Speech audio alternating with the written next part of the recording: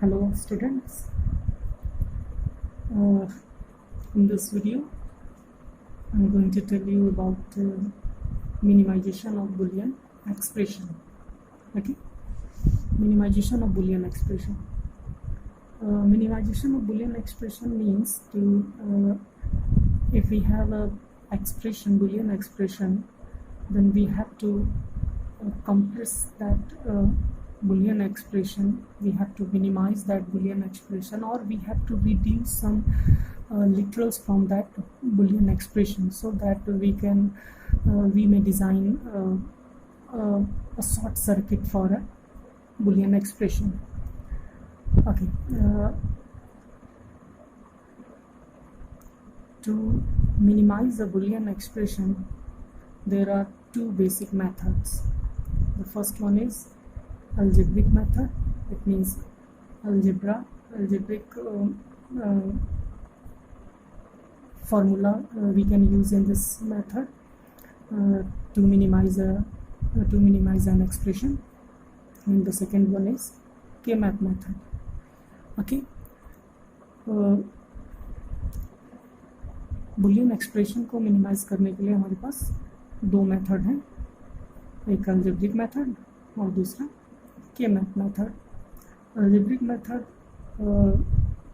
Last class में मैंने बताया आप लोगों को. अगर आप लोग उसे रिवाइज करिए, अगर उसमें डाउट होगा तो आप लोग पूछ सकते हैं मुझसे कॉल करके, या फिर व्हाट्सएप के थ्रू आप लोग दोबारा इसे पूछ सकते हैं. आज के मैप के बारे में हम लोग डिस्कस करेंगे. के मैप. ओके, के मैप. सबसे पहली चीज़, के मैप है क्या? के मैप मीन्स कर्नॉफ मैप. कर्नॉफ एक मैथमेटिशियन थे, उन्होंने ही इस कॉन्सेप्ट को डिज़ाइन किया, इसीलिए उन्हीं के नाम पे ये मैप हम लोग पढ़ते हैं, के मैप. के मैप एक्चुअली में एक ग्राफिकल रिप्रेजेंटेशन है, एक टेबल है. मीन्स एक के मैप में हम एक टेबल अप्लाई करते हैं और उस टेबल से बुलियन एक्सप्रेशन को मिनिमाइज करते हैं. मैं फिर से बोल रहा हूँ, हम लोग एक टेबल यूज़ करते हैं जिसे मैप कहते हैं, और उस टेबल से बुलियन एक्सप्रेशन को मिनिमाइज करते हैं. ठीक है, वो टेबल या मैप, उस टेबल या मैप को हम कैसे डिज़ाइन करते हैं और कैसे उसमें से लिटरल्स को रिड्यूस करते हैं, यही कॉन्सेप्ट हम लोग के मैप में स्टडी करते हैं. ओके, के मैप बनाने के लिए अलग अलग वेरिएबल्स पर अलग अलग के मैप हम लोग बनाते हैं. मीन्स अगर हमारे पास किसी एक्सप्रेशन में दो वेरिएबल हैं या दो लिटरल्स हैं, दो लिटरल से कोई एक्सप्रेशन बना है, तो उसके लिए अलग मैपिंग होता है, अलग मैप बनाते हैं. 3 लिटरल्स होते हैं तो उसके लिए अलग मैप बनाए जाते हैं. 4 लिटरल होते हैं तो उसके लिए अलग मैप बनाया जाता है. इस तरह से मतलब अलग अलग लिटरल्स हमारे पास होंगे तो उसके लिए अलग अलग मैप बनाए जाएंगे, और उसके अकॉर्डिंग उनकी मैपिंग की जाएगी और फिर रिड्यूस किया जाएगा, लिटरल्स को रिड्यूस किया जाएगा. ठीक है, तो इस वीडियो में बस मैं आपको कि मैप के बारे में बताऊंगा कि हम लोग अलग अलग वेरिएबल्स पे कैसे मैप बना सकते हैं. ओके, लास्ट क्लासेस में मैंने आप लोगों को 2 फॉर्म्स के बारे में बताया था, SOP और POS, sum of product and product of sum. Sum of product और product of sum, sum of product और प्रोडक्ट ऑफ सम, इन दोनों के लिए मैप बनाने का तरीका एक ही होता है. बट उसमें रिप्रेजेंटेशन अलग हो जाता है। सम ऑफ प्रोडक्ट का रिप्रेजेंटेशन अलग होता है, प्रोडक्ट ऑफ सम का रिप्रेजेंटेशन अलग होता है, लेकिन मैप बनाने का तरीका दोनों में एक ही तरह से होता है। ठीक है, तो मैप में SOP की मैपिंग आपको बताता हूँ। एक बार हम लोग अगर SOP समझ जाते हैं तो POS आसानी से समझ जाएंगे। ओके, SOP क्या है ये आपको पता है, पिछली क्लासेस में मैंने बताया है। SOP means product of sum of product, and product means min term. Okay, इसलिए हम लोग इसको बोल सकते हैं sum of min terms. Okay, SOP में it means sum of product में हम कैसे मैपिंग कर सकते हैं, की मैप कैसे बना सकते हैं। मैं फिर से रिपीट कर रहा हूँ, हम लोग इस वीडियो में केवल मैपिंग देखेंगे, कैसे की मैप अलग अलग वेरिएबल्स पर बनाते हैं। ओके, सपोज अगर हमारे पास दो वेरिएबल है, 2 वेरिएबल्स, ठीक है। अगर 2 वेरिएबल हैं तो मैपिंग कैसे बनाएंगे? मैपिंग रेक्टेंगुलर टेबल होता है, वो हम कैसे डिज़ाइन कर सकते हैं? सपोज हमारे पास 2 वेरिएबल है x एंड y। अगर इस 2 वेरिएबल से कोई एक्सप्रेशन बना है SOP में, तो हम लोग इसके लिए मैपिंग कैसे करेंगे? हम लोग मैपिंग करेंगे कुछ इस तरह से, 2 वेरिएबल है तो इसको 2 पार्ट में डिवाइड करेंगे। ठीक है, पहला x बार और दूसरा x, और इसको भी 2 पार्ट में डिवाइड करेंगे, y बार एंड y। ठीक है, 2 वेरिएबल है x और y, तो 2 वेरिएबल से जो टेबल हम बनाएंगे x बार x, y बार y। ओके, x बार x और y बार y को मिला करके हमारे पास 4 सेल बनेंगे, और ये cell SOP, mind this point, SOP में इसे हम लोग कैसे लिखेंगे? SOP means sum of min term.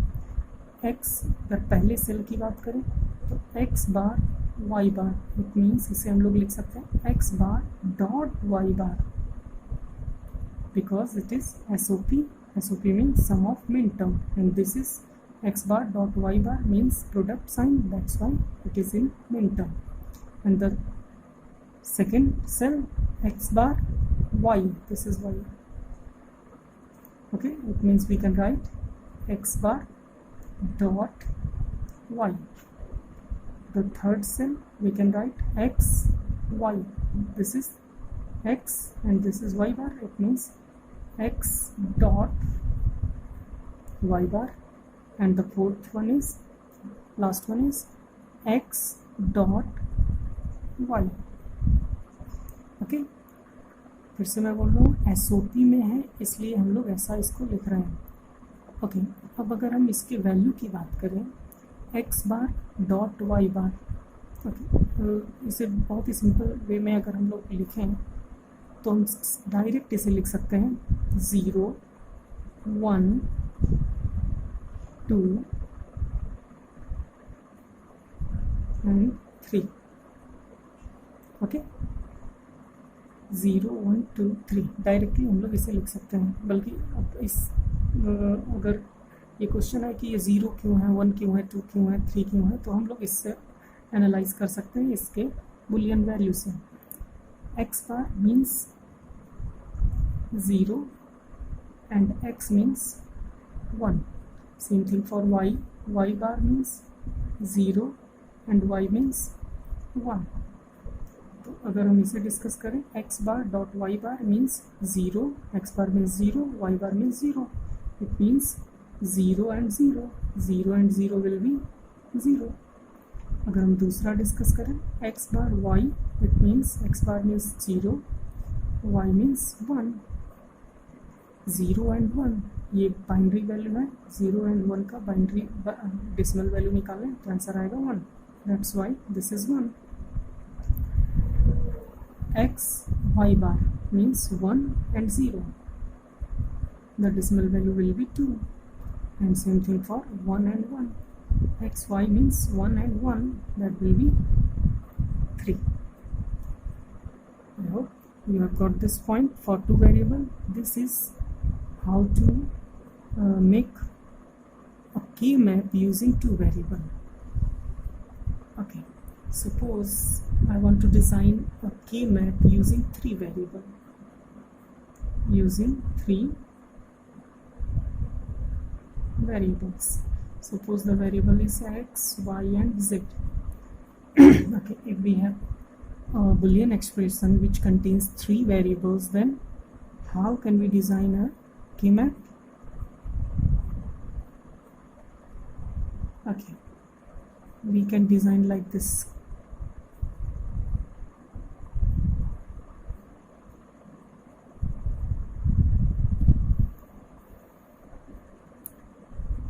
The first variable we can write here x bar and x, same thing, and rest two variables we can write here, two variables, this and this, we can write like y we can write like y bar, z bar, y bar, z, yz, yz bar. Okay, and if you want to put the value, you can write 0 and 1, and for this we can write 0 0 0 1 1 1 1 0. Okay, अब इसके through अगर हम value यहाँ पे put करें तो क्या होगा? अगर पहले सेल में देखें तो पहला सेल यहाँ पे आएगा. ये पहले सेल में किससे मिलके बन रहा है? x bar, y bar, z bar. This is z bar. x bar, y bar, z bar means 0 0 0. It means 0. दूसरे सेल की बात करें, 0 0 1, दैट इज 1. ओके, तीसरे सेल की बात करें, बहुत से लोग इसको यहाँ पे ये सोचते हैं कि अगर ये 0 है 1 है तो ये 2 होगा. डायरेक्ट नहीं लिखना है, यहाँ पे कैलकुलेट करके लिखना है. पहला है 0, इस वाले सेल में आएगा yz, it means 1 1. 0 1 1, that will be 3. Okay, इस चीज़ को ध्यान देना है. 0 1 3, एंड देन इसमें क्या आएगा? x bar, y, z bar. It means 0 1 0. This is 2. Okay, इसी तरीके से अब यहाँ पे आप लोग कैलकुलेट कर सकते हैं. यहाँ आएगा 4, यहाँ आएगा 5, यहाँ आएगा 7, 6 नहीं, 6 यहाँ आएगा. ओके, ये 7 कैसे आ रहा है डिस्कस कर लेते हैं. क्योंकि ये 7 इस सेल का पार्ट है, इट मीन्स यहाँ पे आएगा x और यहाँ पे होगा yz. It means x means 1, yz means 1 1. It means 1 1 1, that will be 7. 1 1 means 7. Okay, this is the way to represent K-map using three variable. You can use this value like if you want to write, you can write like x bar, y bar, z bar, and x bar, y bar, z, and so on. If you want to write, then you can write. ये ज़रूरी नहीं है इस form में लिखना, but value लिखना ज़रूरी है. 0 1 3 2 4 5 7 6 ये लिखना ज़रूरी है. ये मीन टर्म लिखना यहाँ पे ज़रूरी नहीं होता है. ठीक है, ये बस हम लोग समझने के लिए लिख रहे हैं, बट हम लोग आगे प्रैक्टिस करेंगे तो डायरेक्ट वैल्यू पे करेंगे. Okay, this is using 3 variable. Okay, अगर 4 वेरिएबल हो तो क्या करेंगे? 4 variables. Suppose I am taking w comma x y z. अगर 4 वेरिएबल है तो मैं डायरेक्ट यहाँ पे पुट करता हूँ 4 वेरिएबल के लिए 2 वेरिएबल। ओके, यहाँ एक चीज़ यहाँ पे लिखना था, this is x, this is for y and same thing इस वाले x एक्सिस इधर x एंड इधर y z, same thing. 2 variable हम लोग x एक्सिस में लेंगे और 2 वेरिएबल y एक्सिस में।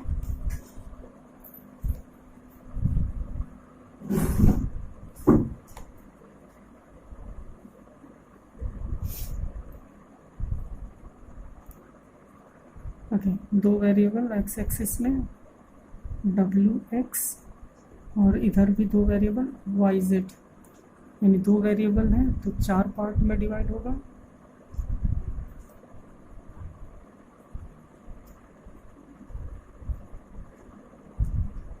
ठीक है, मैं यहाँ डायरेक्ट वैल्यू लिखता हूँ 0 0 0 1 1 1 1 0 yz, 2 वेरिएबल है, यहाँ पे भी 4 पार्ट 0 0 0 1 1 1 1 0। ओके, 0 0 मीन्स w बार x बार w बार x w x w x बार, 0 0 y बार z बार y बार z y z y z बार। ओके, इसकी वैल्यू मीन्स 0 0 0 0, डायरेक्ट मैं लिख रहा हूँ 0 1, जैसे यहाँ पे था 0 1 3 2 3 2 4 5 7 6। अब यहाँ पे ध्यान देना सभी लोग, इसकी वैल्यू क्या होगी, यहाँ 6 7, बहुत से लोग यहाँ 8 लिखेंगे लेकिन यहाँ 8 नहीं होगा, हम लोग कैलकुलेट करेंगे कि वैल्यू क्या होगा। ये सेल है इसका और इसका, means 1 1 0 0 1 1 0 0, this is the binary value. और इसका डेसिमल क्या होगा, इस बाइनरी का डेसिमल होगा 1 2 4 8 4 8 मीन्स 1 2 4 8 4 8 मीन्स 12, यानी इसका बाइनरी वैल्यू होगा, डेसिमल वैल्यू होगा 12। यहाँ हम 8 4 5 6 7, इसका मतलब ये नहीं कि ये 8 9 से स्टार्ट होगा, हम लोग वैल्यू के अकॉर्डिंग काम करेंगे। 1 1 0 0 means 12, 1 1 0 1 means 13, same thing 15 15, 1 1 1 1 means 15, 1 1 1 0 means 14, 12 13 14 15।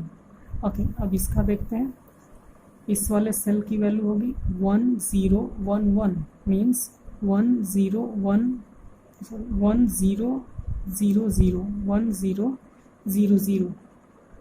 इस वाले सेल का 1 0 0 0, यानी W भी 0 X भी 0, W 1 है, X Y Z 0 0 है, तो इसका डेसिमल होगा 1 2 4 8, इट मीन्स इसका आंसर आ रहा है 8, तो यहाँ पे आएगा 8। इस वाले सेल का वैल्यू होगा 1 0 0 1, it means 9, 1 0 1 1, it means 11, 1 0 1 0 means 10। Okay, इसे याद करने का तरीका है 0 1 2 3, मैं ऐसे बोलता हूँ 0 1 2 3, आगे जाके पीछे 0 1 आगे गए 2, फिर पीछे आए 3 4 5 6 7। और जैसे कि पहले 2 फिर 3 लिया, उसी तरीके से इसमें भी इसको छोड़ देंगे, फिर यहाँ पे आ जाएंगे 0 1 2 3 4 5 6 7, फिर ये पूरा रो छोड़ के 8 9 10 11, और उसके बाद 8 9 10 11 जहाँ पे हुआ, फिर 12 13 14 15। ठीक है, ये इस बाइनरी वैल्यू से लिया गया डेसिमल वैल्यू है जो हम हर एक सेल में लिखते हैं। इसी डेसिमल वैल्यू से हम एक्सप्रेशन को रिड्यूस करेंगे, एक्सप्रेशन को मिनिमाइज करेंगे।